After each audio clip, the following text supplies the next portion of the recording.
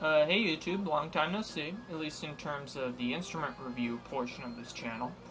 I've been pumping out bass covers fairly regularly, in blocks, with the cool arrangements, at least I'd say so, and a gaming video sprinkled in here or there, but nothing really in terms of instrument reviews.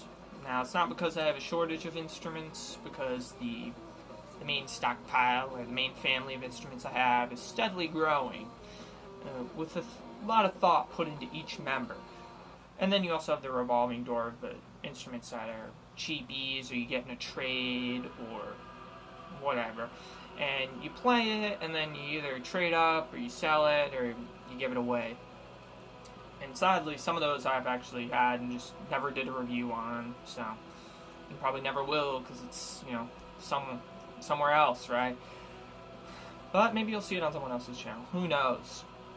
But we're going to get back into the instrument reviews, and we're actually going to make it a little more concise than the other ones, because I was way too long-winded back. Alright, so we'll start off with something that you're probably familiar with, this bass that I've used in a lot of covers. And first I'll be going over the timbers, the hardware, the electronics, and then you can probably leave at that point, but I'm going to be going into like a little story behind everything on this bass, because it is different than any other Squier bass you would see. Alright, I'll get in that later though. Let's get down to business. You have an Agathis body. It's 4 pieces, I know, because I saw the 4 pieces before I painted the back, painted the whole thing. Then we have a rosewood fingerboard and a maple neck. Now, that's nothing too creative, that's just something that works that they do on like a lot of stuff. So in terms of hardware, we have a Squier 4-string jazz bridge. Now that's what it said even on the website, Squier Fender. And then, still on hardware, we have 20 medium frets. And then a cool touch is these tuning machines. Oh, we got the string tree, cool circle one. These tuning machines are actually Grovers, if you could see it. Yep. And they're chrome. So, all the hardware was originally chrome, like all the knobs and stuff, but some got spray painted, right? So, in terms of electronics, we have 2 single coil jazz bass Squier pickups for a 4-string Fender Jazz standard body, right? That's what it even said on the website. Then we have a master tone, and we have volume for the bridge, and a volume for the neck. No rocket science there either. And just a detail I might want to touch on is the back plate. It's the one that came with the body. I didn't put a cool custom one on there or anything. I know a lot of times people do that, but it's just 4-bolt bolt-on neck. And we have a 34-inch scale length.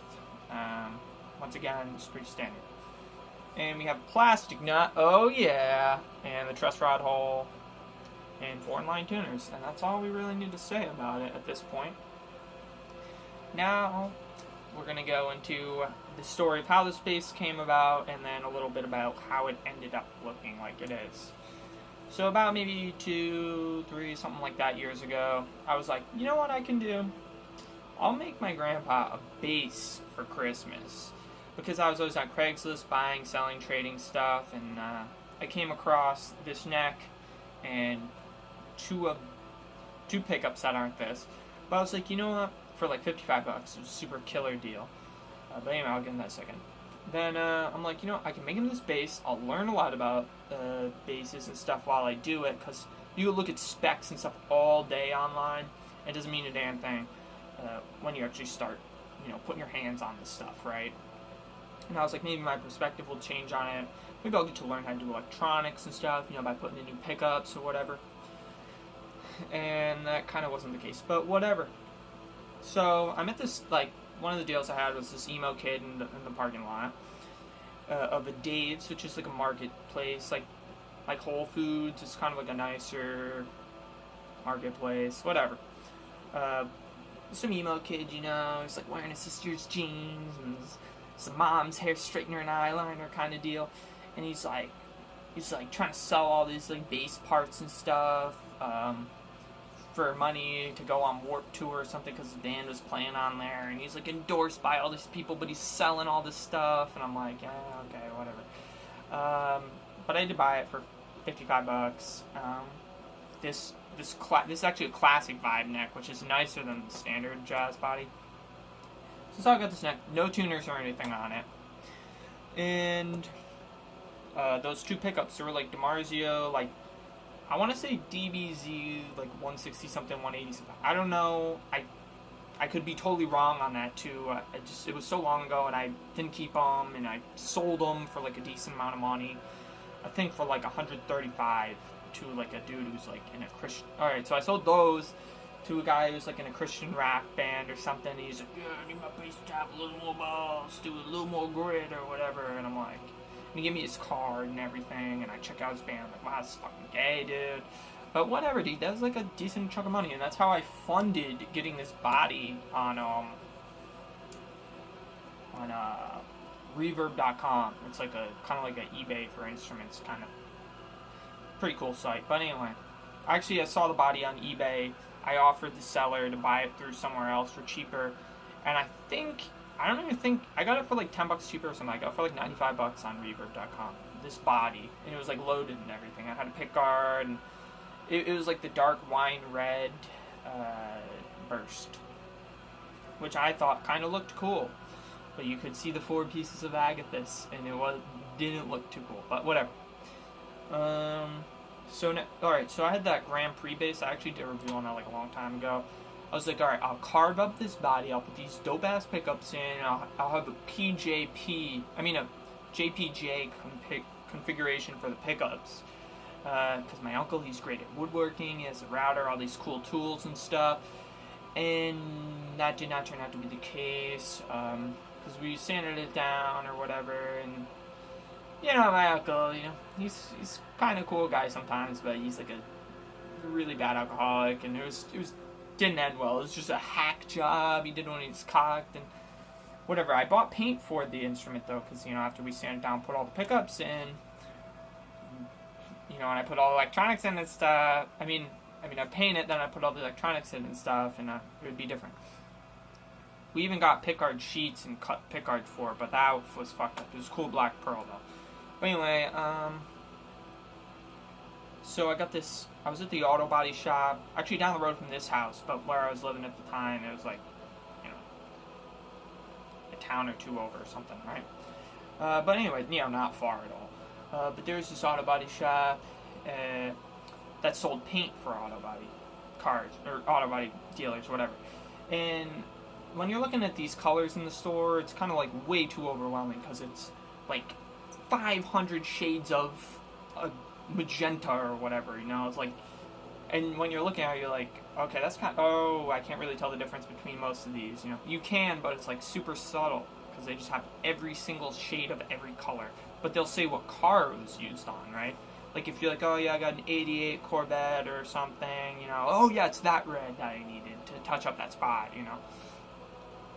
But I saw one in there, and I was like, you know what? It was like 2004, or 2003 or 4, PT Cruiser, in bright sea mist green, and I was like, PT Loser? I'm getting that color, man, So anyway, I got the new body that I told you about on Reverb, because the other one was hacked up, and I used these tuning machines that I got from that actually Grand Prix bass. It was like just a junk Japanese off 70s bass kind of deal, or 80s bass, but it had sick Grover tuners on there, and I'm not sure if they're real or not, but because I've never seen Grovers like that except one time on a BC Rich bass, but whatever, they look cool, and they actually work really nice. Now the thing with because I see these, the triangle ones, they look okay, but the big clover ones that you see on that you normally would see on these basses, I think they look horrible. I hate those. Those are like the ugliest. Anyway, so get back on track. I was with the body though, I've like left the neck on and everything I left it the wine color, and I'm like, I have this paint, I have clear coat, I got it for like $20. I might as well use it, and I did use it on the space, and I was like in the back room just spraying it. I left the neck on and everything. I didn't care. It was like February or March or something. It was really cold. I left the window open so it wouldn't smell too bad, and got like all over the carpet and the table. It was like if you saw it, you'd be like, that kid's an asshole, but whatever. It was awesome. And it dried weird because it was like freezing and it was like moist in the air and stuff, but it came out with like, I sprayed over all the pickguard too at the time. Oh yeah, I should tell you about the pickguard. But and then you see like a little bit of it peeled off, when I pulled the other pickguard off, and then right there it's just like wears off, and then you can even tell like maybe it's too thick there or something. That actually was it was like peeling off a little bit there, but that's because it would like it heats up like when it's against your chest like this. It gets all goopy and stuff, and then it wears off on your shirt, and I'm like, I'm not gonna ruin like a cool like Drow Ranger shirt, like a Hooter shirt or something, or like a cool band shirt, because I ruined like a cool snake and skeleton shirt, and I think I got a little bit on a cool button-down shirt I have. I think one of my dragon ones. It was like rather unfortunate when I saw it. I was like, oh man. But anyway, so I just kind of peeled it out there. So it's like you just get the black and a little bit of red. And then I figure when all this peels off, I got like a new base under it, right? Oh yeah, and it's like, if you look really close on the fretboard, you can see little glitter and sparkles up here, because that's like where maybe a little bit of the mist of the paint got on. So I thought that kind of looked cool, like going in there. Like it kind of it doesn't remind me of, but it kind of does remind me of like a Victor Wooten or like a like the guy in Living Color, Vernon Reed. Like, like some of their paint jobs of their body go into the fretboard. I thought that kind of was cool. But anyway, this pickguard came from, because I spray painted over the other one, and I'm like, all that one color looks pretty bad, but I found it on eBay for like $5 something, and it was on sale. It was like $6 something, but it was a classic Chinese shop, selling little bits of their soul on eBay for pennies, and they're giving you like a 10% discount or something. Big sale, you gotta buy it. So I got this one because it's like a cool tiger, and I thought, it does look pretty cool, right? And then I put it on, and it's not fitting the holes right, the screw holes right. And I screw it on, but I'm like, this is a shitty base, whatever, I'll make it work, And I give them a shitty review, because I'm like, I really shouldn't have to do this. You said it would fit like I think they said it would fit like any Fender or Squier Jazz base. It was like a unanimous one, right? But it didn't. But I think on some of their other ones, they'd be like, this only fits like a Jazz Deluxe Fender, blah blah blah. They were more specific on other ones, but this one they said it was like any of them. So I'm like, okay, I'll get this. It wasn't the case, and I gave them a shitty review. So they're like, oh, can you take back your review? It reflects poorly on our business. We're sorry about that. And I'm like, no, because I'm not going to like lie. You know what I mean? Just like fix your wording and stuff for the next person. I don't want the next person to get screwed because of you guys, right? That does change. But anyway, not on eBay for a few days, and I get back on. I see a bunch of messages like every day. They're like, we'll give you 50% discount if you change your review. We'll give you 100% discount for your review. We'll give you 100%. You don't have to return it. Oh yeah, they're saying I'd have to return it. I'll have to return it. 100%.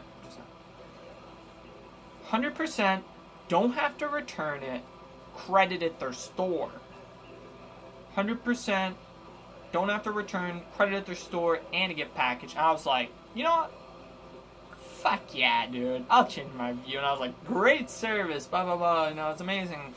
And it just goes to show. So I got like this for free. I got paid to get this pretty much, and with the time excluded, right? And it was like from China, so you gotta wait a month, And aside from that, though, notable. No button straps on it, not yet. So I can't stand and play, but I rarely stand and play anyway. Even like when I'm jamming, I just like sit and, because like a lot of times my bass are so heavy, and this is pretty weighty too. So classic vibe neck. jazz standard body, a bunch of little bits that are different. And there's really nothing more to say about it.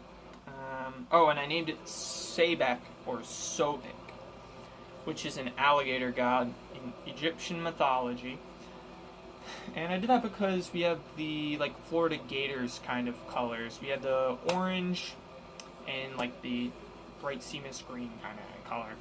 And I really don't like football. You know, I don't dislike it, but I just don't really like it. And I'm not really, like, a college fan of sports or anything, or really in general. But, you know, it just reminds me of that. Like, when you see two colors together sometimes, like, automatic brainwash society thing to think of, like yellow and red. McDonald's, you know, I was like, green and orange. I was like, you know, these guys, the gators. Anyway, I like alligators. They're a pretty badass animal. I don't know if I share any characteristics with them, but they're pretty cool, because they just, like, put kids in the dumpster, you know? Alright, anyway, that was a review on this base. Look forward to more reviews. They're going to be shorter, hopefully. I don't like when I'm long-winded. I kind of like the new format of, like, specs out of the way, maybe a little story time, and then we're done. I will be doing a sound review portion on this video. I doubt anyone's got to this point, 60 minutes, but we're going to be doing, you know, all over the neck and with fingers, with pick, you know, different sound control configurations. I did notice tonally on this bass there is a super wide, like you touch it a little and it sounds way different. It sounds really bad on everything pretty much, but it's like a lot of different shades of bad, so. Alright, yeah, but this is a bass. Squier, nice custom Squier bass. Sebek, relatively thin neck. This is jazz. Not like super thin though, but whatevs, yeah, whatevs. And that's it. And I like it. It lends itself to pick playing really well.